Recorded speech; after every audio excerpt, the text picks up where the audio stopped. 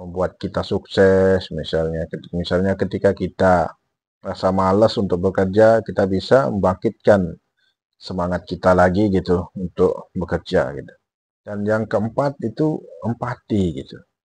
Kita punya kemampuan empati itu kemampuan untuk merasakan perasaan seseorang gitu.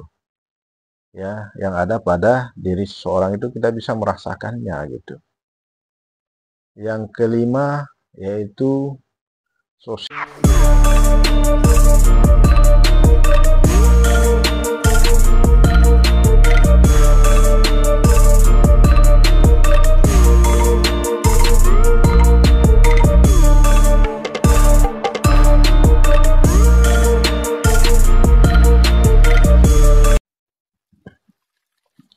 Assalamualaikum warahmatullahi wabarakatuh. Salam sehat dan salam sejahtera untuk kita semua. Alhamdulillah kita semua tetap dalam lindungan Allah Subhanahu wa taala dan selalu ya diberikan kesehatan, keberlimpahan dan tidak kurang satu nikmat apapun dalam diri kita. Alhamdulillah.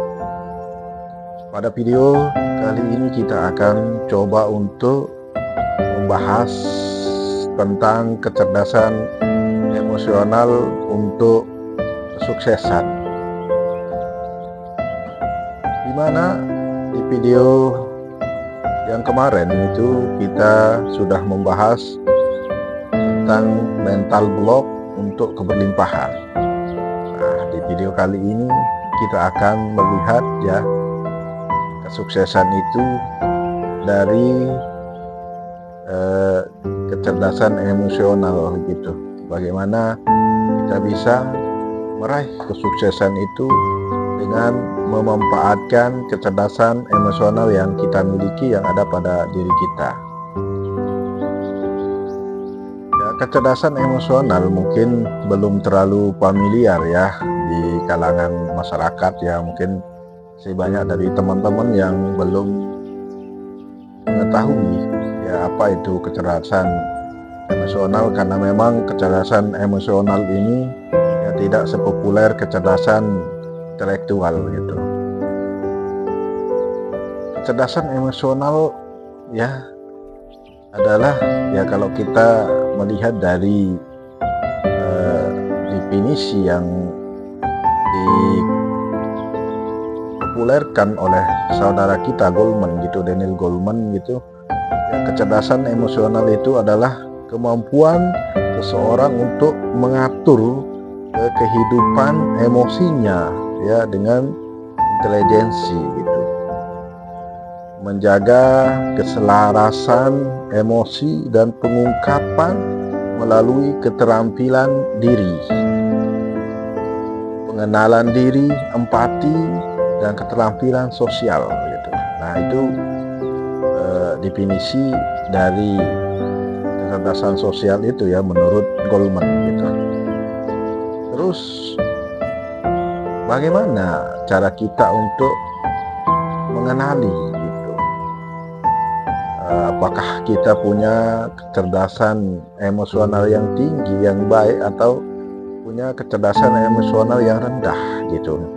Ada beberapa cara untuk kita mengetahui gitu, kita mengetahui bagaimana ya kecerdasan emosional kita apakah tinggi atau kecerdasan emosional kita itu rendah itu. Ya kita akan melihatnya ya dari dua faktor gitu ya untuk kecerdasan tinggi ya kita bisa mengenalnya atau melihatnya mulai karakteristik kita itu atau karakteristik seseorang gitu. Kalau orang itu bisa mengendalikan diri gitu, tidak cepat marah ketika mau bertindak, dia selalu berpikir dulu sebelum bertindak, dia tidak ya bertindak dulu sebelum berpikir, tapi dia bertindak dulu baru berpikir, dia tidak dipermainkan oleh pikiran gitu. Tapi kita yang memanfaatkan pikiran, bukan kita yang dimanfaatkan oleh pikiran gitu. dan bisa menahan amarahnya gitu, punya keterampilan sosial yang bagus, komunikasi yang baik gitu. Nah, ini ciri-ciri orang yang punya karakteristik kecerdasan emosional yang tinggi gitu. Nah, terus kalau orang punya kecerdasan yang rendah gitu, emosi yang rendah, ya kita bisa melihatnya kebalikan dari yang tadi gitu, kecerdasan emosi yang tinggi tadi. Dia cepat marah gitu, ketika dia bertindak gegabah, tidak berpikir dulu, ya baru bertindak, ya cepat marah gitu, tidak bisa menahan emosinya gitu. Nah, itu ciri-ciri dari orang yang punya karakteristik ya kecerdasan emosi yang tinggi dan rendah gitu. Terus faktor-faktor yang mempengaruhi ya kecerdasan emosional itu apa gitu. Nah, kita bisa melihatnya dari dua faktor gitu ya yang mempengaruhi kecerdasan emosi ini ya. Yang pertama kita bisa melihatnya dari faktor internal gitu. Nah, faktor internal ini ya bersumber dari yaitu ya dari segi jasmaniah atau fisik kita, dan yang kedua adalah dari segi psikologis gitu. Dan kita melihatnya juga dari segi eksternal. Dari segi eksternal ini juga bersumber dari dua gitu, yaitu stimulusnya itu, dan yang kedua lingkungan atau situasi yang melatar belakangi kecerdasan emosi ini. Nah, kalau kita berbicara masalah kecerdasan emosi ini ya, ada 5 faktor ya menurut Goleman yang bisa kita lihat gitu. Yang mana yang pertama adalah self awareness gitu, mengenali diri sendiri gitu, mengenali diri gitu, kemampuan untuk mengenali diri. Ketika kita sudah bisa mengenali diri, punya kemampuan untuk mengenali diri, kesadaran diri, maka ya kita bisa mengendalikan semua yang ada dalam diri kita gitu. Dan yang kedua self regulation gitu, pengaturan diri gitu. Kita punya kemampuan untuk mengatur diri kita gitu. Di sana dalam misalnya contoh kedisiplinan gitu, kita bisa mengatur waktu, kita bisa memprioritaskan mana yang lebih prioritas gitu untuk kita kerjakan. Yang ketiga motivation gitu ya, motivasi gitu, bagaimana kemampuan kita untuk memotivasi diri kita sendiri gitu. Kita memotivasi diri kita untuk melakukan sesuatu hal yang bermanfaat, misalnya untuk mengerjakan sesuatu yang bisa buat kita sukses, misalnya ketika kita rasa malas untuk bekerja, kita bisa membangkitkan semangat kita lagi gitu untuk bekerja gitu. Dan yang keempat itu empati gitu.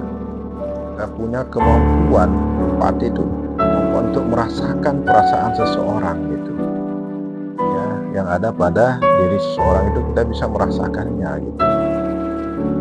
Yang kelima yaitu social skill gitu, ya kemampuan sosial, bagaimana kita berinteraksi, berkomunikasi ya, berhubungan sama seseorang gitu. Nah, inilah 5 faktor ini. Ketika yang 5 indikator ini ada dalam diri kita, maka ya kita bisa kita memiliki kecerdasan emosional yang tinggi gitu. Terus apa dampaknya ketika kita sudah punya kecerdasan emosional yang tinggi? Bagaimana relevansinya untuk kita meraih kesuksesan gitu. Nah, ini ya poinnya di sini gitu ya, kesuksesan ini, karena semua orang pengen sukses gitu. Nah, poinnya di sini ya, yang pertama gitu, ketika kita sudah mengetahui diri kita punya kemampuan atau kecerdasan emosional yang tinggi gitu, maka kita bisa ya lebih cepat meraih kesuksesan itu. Karena orang-orang sukses gitu ya, orang-orang yang sukses itu pasti kemampuan atau kecerdasan emosionalnya lebih tinggi ketimbang kecerdasan intelijensinya gitu, intelektualnya gitu.